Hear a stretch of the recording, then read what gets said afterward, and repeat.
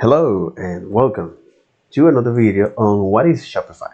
So in today's video, what I'm gonna do is to make a quick recap of what I have learned so far about Shopify, why Shopify, as well as how you can think of Shopify as a set of layers, and also the different features that provides to merchants, consumers, and business. So first, what is Shopify? Well, this is an e-commerce that comes with a lot of tools out of the box, and it simplifies a lot of the commerce aspect when it comes to commerce operations like product management, inventory management, payment processors, as well as shipping. So Shopify allow merchants to build an online store as well as create or start to sell by tools that they provide in different places, such as the web, mobile, uh, retail, or brick and mortar locations, pop-up shops, as well as multiple channels, whether it's marketplace or social media. So you can think of this as a set of layers that Shopify offers. Layer one, Shopify core products and service. So once you buy a Shopify plan, they offer to merchants the ability to customize their online store with storefront, something that you're going to talk about that later. Provide tools to start sell on multiple places, something that I mentioned before, or multiple channels, as well as an integrated payment processors, a fast, reliable, secure checkout, and SEO and marketing tools so you can see how your users are engaging with your store and products. So this is layer one. And if you want to fine tune your store, you can do that by the Shopify APIs and dev tools they provide. So the second layer is the additional features, product and service, right? Where now once you gain some traction in your business, so your business is unique and your needs evolve.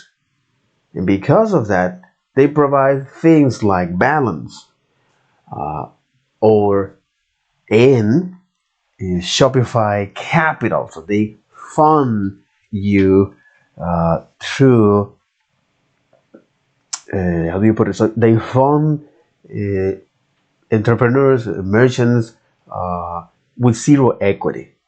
There's a caveat with that because after all, that equity is, they say zero equity because at the end of the day, your store is running on their infrastructure.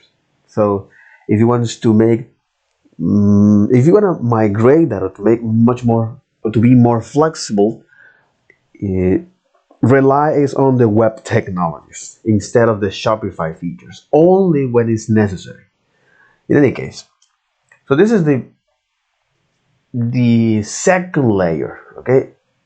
And once you go further, because you need to tackle more ambitious goals or you need to solve some specific use case, you need to rely is on apps that you can find on Shopify App Store that are built by third-party developers, trust partners. So okay, so this is layer one, layer two, and layer three. Okay, and if you need, for example, a particularly Shopify expert, you can hire them through their the marketplace. Okay, if you want custom solution for your business. All right, good, makes sense a lot. So why Shopify? Okay, well, allegedly they support an entire community e-commerce ecosystem community. Uh, as well as they span over 175 countries. However, support country for Shopify payments, which is zero fees, is way more less than that. So also, it empowers the creative expressions. It comes with a lot of solutions out of the box. As for an e-commerce, as well as the Shopify absorb unnecessary complexity, not only for commerce operations, product management, inventory management, payment processors, and delivery, something that I describe here, okay, but also for growing your business, business growth tools, branding, that kind of thing. So it absorbs this unnecessary complexity so you can focus on your business. And Shopify is built to scale because, after all, it's running on their servers. And Shopify charge per transaction fees, okay, and a monthly plan fee as well. You got these two, right? So Etsy charge multiple fees for sales and for listing items. So you have this subtle distinction here. So Shopify charge per transaction and a monthly plan fee. Okay, so you have a per transaction fee and a monthly plan fee. Okay, per transaction and a monthly plan fee. So this is the business model. While Etsy, it charges multiple fees per sale, okay, and listing items. So this per transaction is something that is this is going down the rabbit hole to that, but it is what it is. And if you're new to selling and don't have a list of customers already, use Etsy if you sell handmade goods or artisan service, right? So Shopify is great for retail sellers with an established customer base. All right, so this is understanding is why Shopify. Okay, it has that TLDR. It has a large community. It support a large community of entrepreneurs, merchants, developers, partners, as well as a span over 175 countries.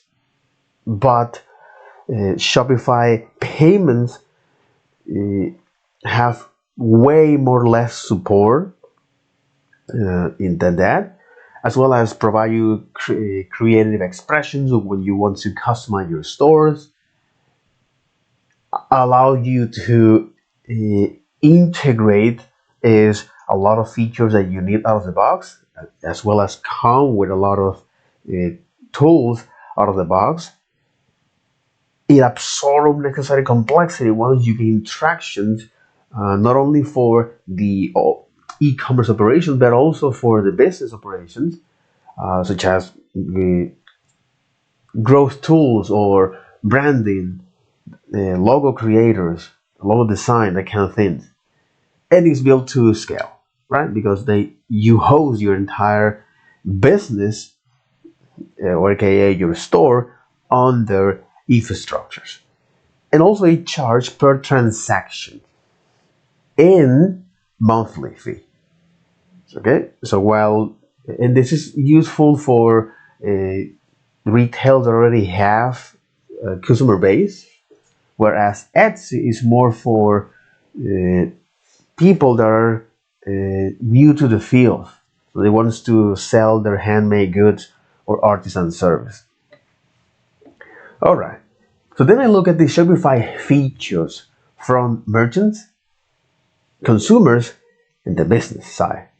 So for merchants, we have things like custom storefront, where it allows you to create new ways to sell that delight users, increase sales, boost sales, build loyalty, while allowing you to create these templates or stores across different touch points.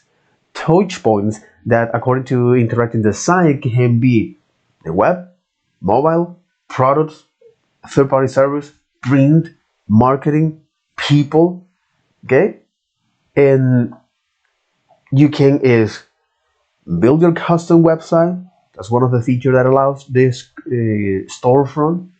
Build your custom online store, as well as integrate shopping into your mobile, or inject shopping moments into your games where your audience is already engaged with using Unity SDK, or start selling in custom channels, meaning start selling in custom channels, meaning that by using the storefront API, you can have full creative control over the purchase experience, such as online shopping, grocery shopping, grocery shopping, travel booking, cafes and restaurants, car dealerships, electronic stores, in-store retail. So this is just a couple examples, okay, about the buyer experience or the purchase experience. So the TLDR, or this feature, is storefront API, is for merchants that want to deliver a customer buyer experience while building loyalty, boost sales, and building custom, instead of websites, custom online stores, online stores. Adding commerce to mobile apps or game as well. So the TLDR, right? Okay, this is one feature. The second is social channel integrations and sales channel. Okay? So promote and sell your products. Okay? Promotes and sell your products. So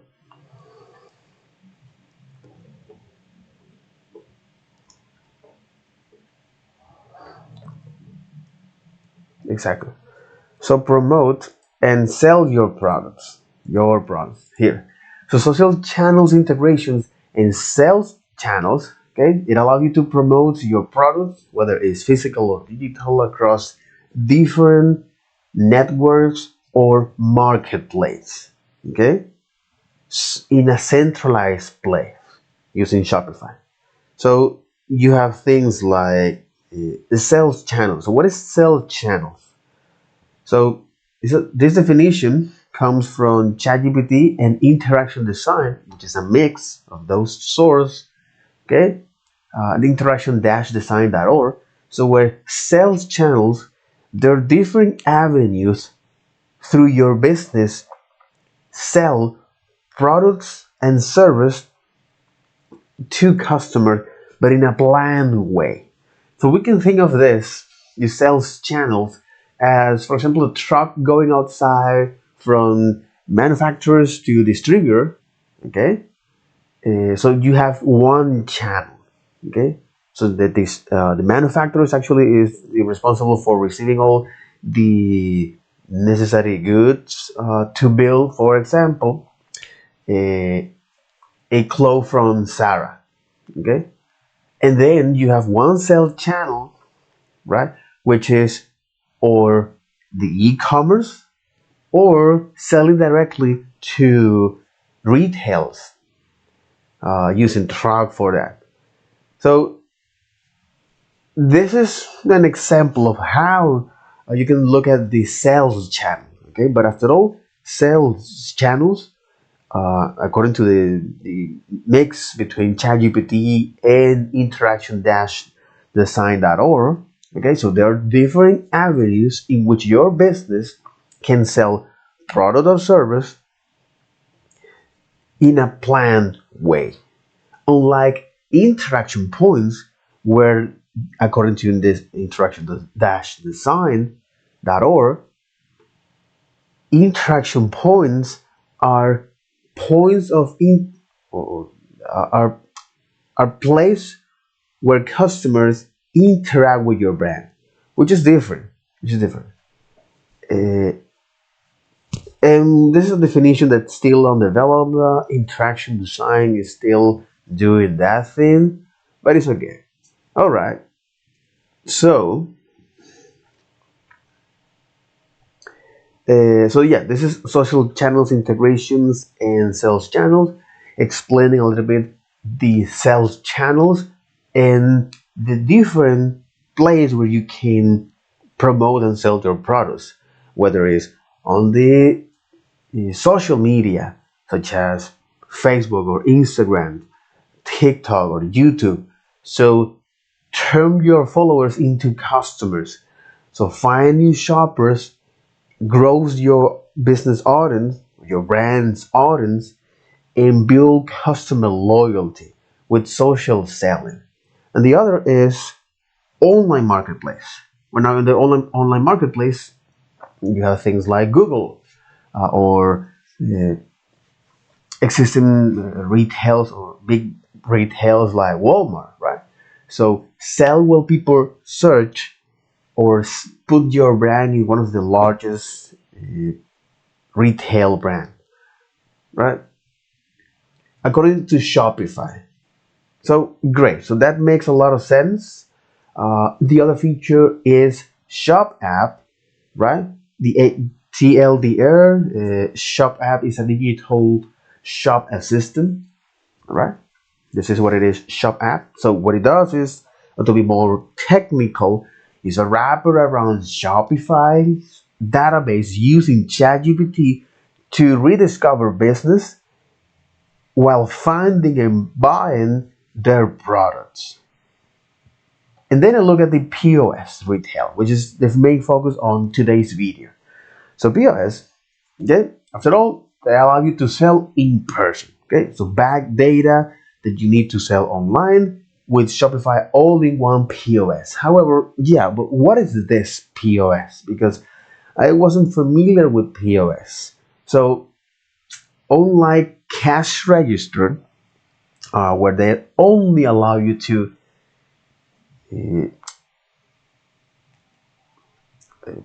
print receipt and so count and print receipt, okay, so makes them cheaper. POS includes automatic updating inventory. You wanted to do so. POS allow you to automatic updating inventory when selling products. Okay, so POS includes automatic updating inventory when selling products, real-time reports, staff management, and or customer library with loyalty features, according to Wikipedia. And this is the main key 4 points that allow POS. Okay, so while cash registers, again, I'm repeating myself here a little bit. So while cash register allow you to count and print receipt only, POS goes step forward by automatically updating your inventory when selling products, provide real-time reports, staff management, and or a customer library with loyalty features.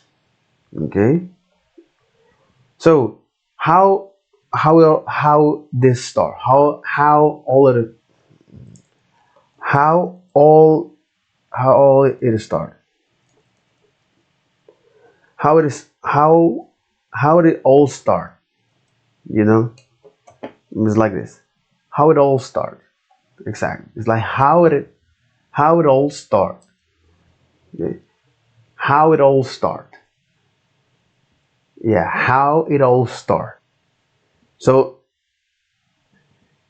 after the North American Civil War in the late 1880s, okay, many shop owners have to hire strangers to assist customers. And for this hire, it was very easy to pocket money from customers. So everything changed when James Ritty from Dayton, Ohio, invented the first mechanical register. James Ritty. Interesting. That's actually very, very interesting. So James Ritty invented the first cash register. So James Ritty invented from Dayton, Ohio, the first mechanical cash register. So overwhelmed with the responsibility of running two businesses because he was a saloon owner and now you have to look at the manufacturing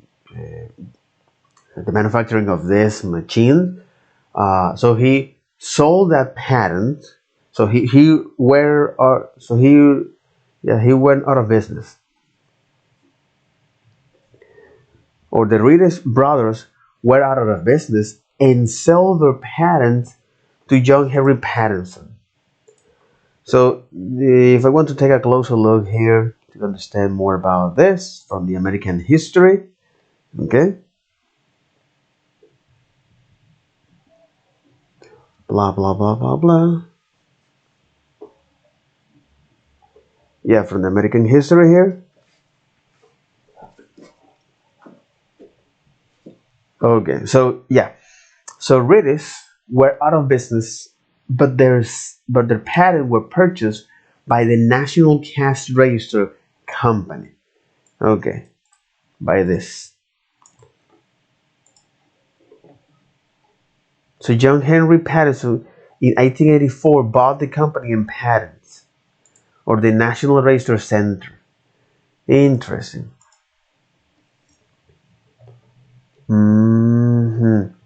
Founder of the National Car. Okay. John Henry Patterson. John Henry Patterson. Holy sh. John Scott Medal. Worker House Gardens in Dayton, Ohio after renovation.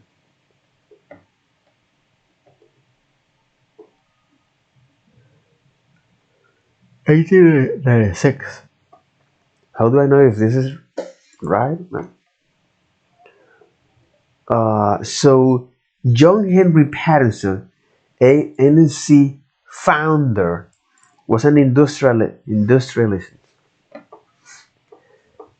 or tycoon, as I like to call tycoon, business magnate, also known as industrialism or tycoon, is a person who has achieved immense wealth through the creation of ownership of multiple lines of enterprise. The creation of ownership. The term characteristic refers to powerful entrepreneurs and investors who controls through personal enterprise ownerships or a dominant shareholding position. A firm of or industry whose goods and services are widely consumed, such as individuals, have been known by different terms throughout history, such as robber barons. Robber barons is a derogatory term of social criticism, originally applied to certain wealthy and powerful 19th century American business. Robber barons, captains of industries, was a business leader whose means of amassing a personal fortune contribute positively to the country in some ways. Moguls, oligarchs, business oligarch, use monopolistic tactics to dominate an industry. Plutocrats. The first known use of the term in English date 1631. Unlike most political systems, plutocracy is not rooted in any established political philosophy. Or Taipan is a foreign-born senior business executive or entrepreneur operating in mainland China. Taipans. Dang, son. Taipans. So, business magnates in China or Hong Kong, they call taipans. taipans. Magnates, plural of magna, meaning great man or great nobleman. Magnate. Magnate. Interesting. The term moghul is an English corruption of moghul, Persian or Arab for Mongol. It alludes to emperors of the Mongol Empire and medieval India, who possessed great power and stories, rich, capable of producing wonders of opulence, such as the Taj Mahal. Mhm. The term Moghul is an English corruption of Mughal, Persian or Arabic for Mongol. Mughal. Mughal. Okay. Mughal. Mughal. Ah, alright. Mughal. Not Mongol. Okay. Okay. For Mongol. Alright. So the term tycoon derives from the Japanese word tycoon. Oh, interesting. Which means great lord, used as a title for the shogun. So tycoon derives from the Japanese word tycoon. Oh my god. Shh. My mind is expanding. My mind is expanding, which means great lord, used as leader for the shogun. The word entered the English language in 1857, which the return of Commodore Perry to the United States. U.S. President Abraham Lincoln was humorously referred to as the Tycoon by his aides John Nicolay and John Hay. The term spread to the business community where it has been used ever since. Modern business magnates are entrepreneurs that amass on their own and well-substantial family fortunes in the process of building and running their own business. Some are widely known in connection with this entrepreneurial activity, others through highly visible secondary pursuits such as philanthropy, political fundraising, and campaign financing. Political fundraising, campaign financing, and sporting ownership of sponsorship. The terms mogul and tycoons and barons were often applied in the late 18th and 20th centuries.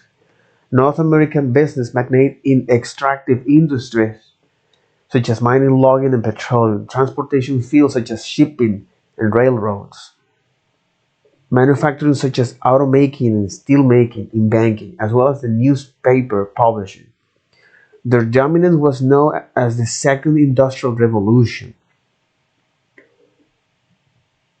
From the late 19th century into the early 20th centuries, the Glide Age, or the Robber Baron era. Examples of business magnates in the Western world include historical figures such as oilmen John Rockefeller, Fred C. Koch, automobile pioneer Henry Ford, aviation pioneers Howard Hughes, shipping and railroads veterans Aristotle Onassis,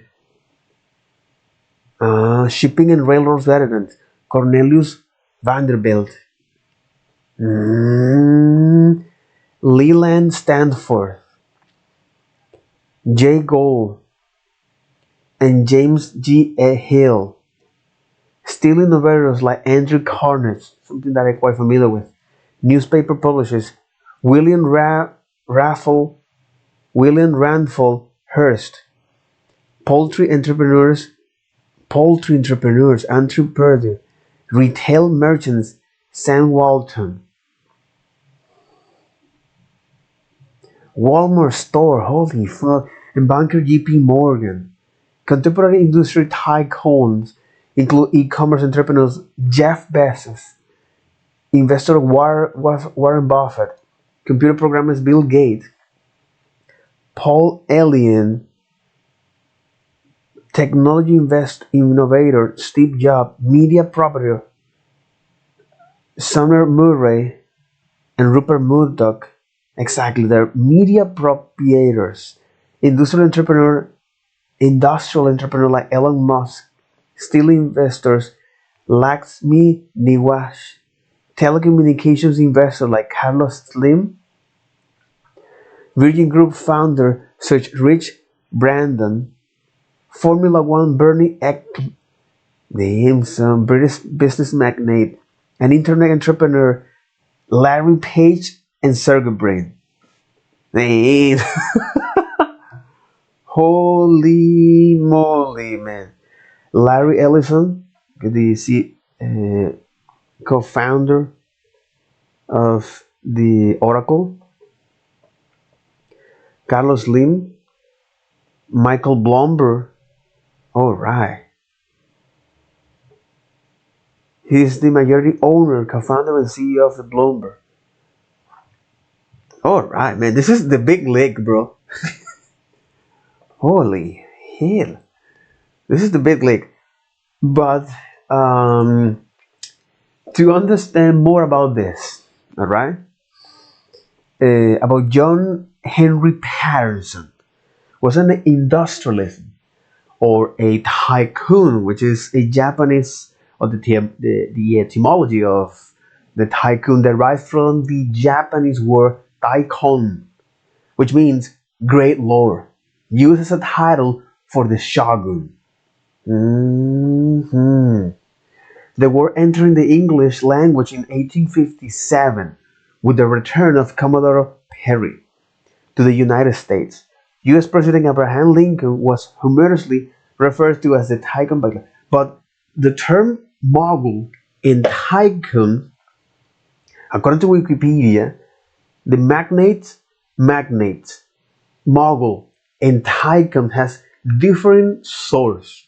Magnates derive from Latin magnates, plural for magna, meaning great man or great nobleman.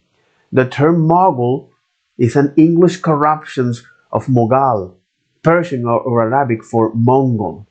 It alludes to emperors of the Mughal Empire in the medieval India who possessed great power and stories rich, capable of producing wonders of opulence, such as the Taj Mahal. So Mongols is an English corruption from the Persian or Arabic for Mongol, because it alludes to the emperor of the Mongol Empire in medieval India. Jesus fucking Christ.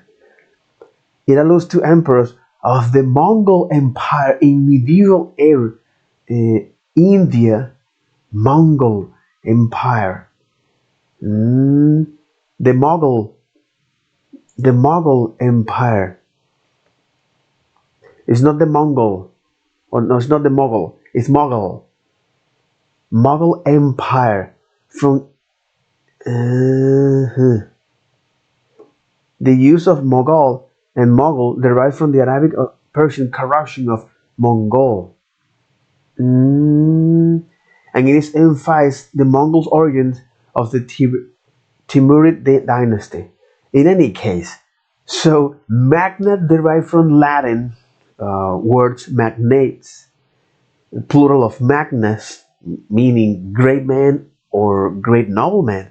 Mughal in an English is an English corruption of Mughal Persian, Arabic for Mughal.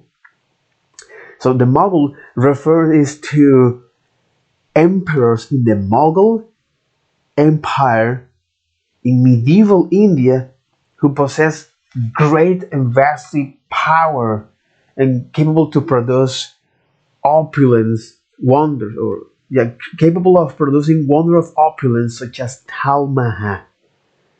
Damn, son. And the term tycoons derived from the Japanese word tycoon, which means great lord, used as a title for shoguns. Holy shit.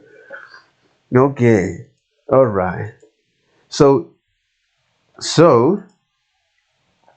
the TLDR of this, okay,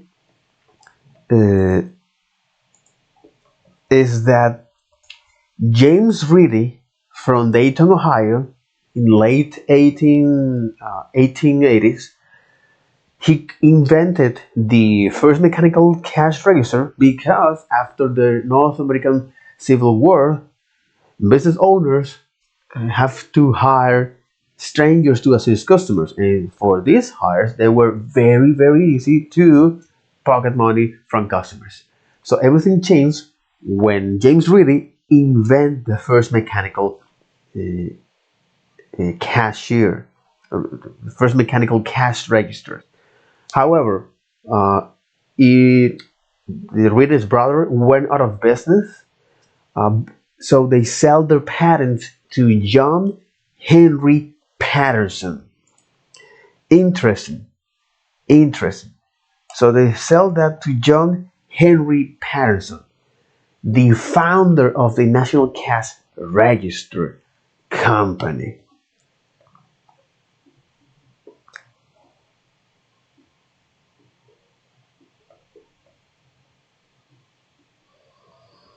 Mhm.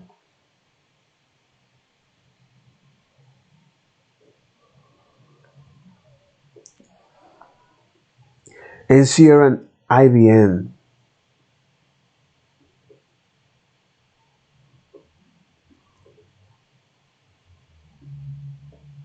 who went on to become general manager, then president, or CTR, last renamed, later renamed IBM. Holy fuck! So many prominent businessmen were trained and fired by Patterson. As some business historians, that some business historians regarded experiencing at NCA and the rough equivalent of the MBA degree.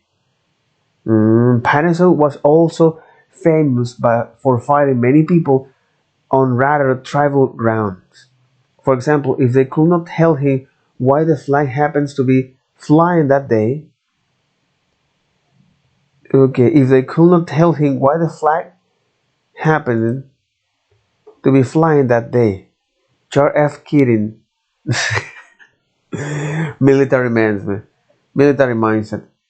Charles F. Keating was hired and fired at NCR multiple times. Okay, once for failing at the equestrian event. Once for failing at an equestrian event. Reportedly, Patterson fired him the remark, "Anybody who can handle a horse can handle men." Oh my god. Anyway, anyway, it's different. It's different. Damn, it's Jesus fucking great. Comparisons to horses is like, oh shit, man. Yeah, yeah. And violation of the Sherman Antitrust Act. In 1912, NCA was found guilty of violating the Sherman Antitrust Act. Patterson, Watson, and 26 other NCR executives and managers were convicted of illegal anti-competitive sale practice and were sentenced to 1 year of imprisonment. Their convictions were unpopular with the public due to the efforts of Patterson and Watson to help those affected by Dayton, Ohio floods of 1980. It's because you fucked up, man. But efforts to have them pardoned by President Woodrow Wilson were unsuccessful. However, their convictions were overturned on appeal in 1915 on the grounds that important defense evidence should have been admitted. Mhm.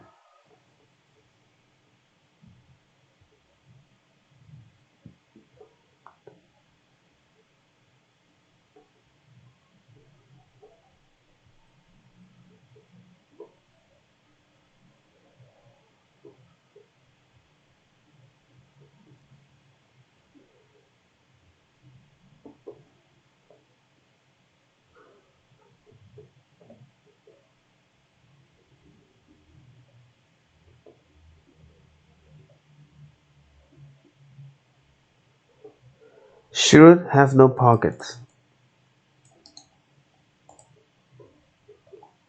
Should have no pockets. Should have no pocket proverbial say mid-19th century, meaning the word wealth cannot be kept and used after that. Yeah. He left ownership of the company, Shroud Have No Pockets, to his son Frederick Beck Patterson. 55 millions in stock were subsequently offered to the public by Dylan.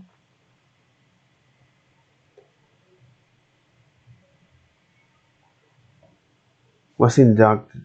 Patterson's method influenced United States business for generations. That's what happened.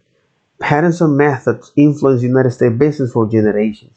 In the period of 1910 to 1930, it was estimated that one-sixth of the United States business executives were former NCR executives. Holy shit, nigga. Holy fuck. Anyway, so that'll be all for this video. Take care. Bye bye.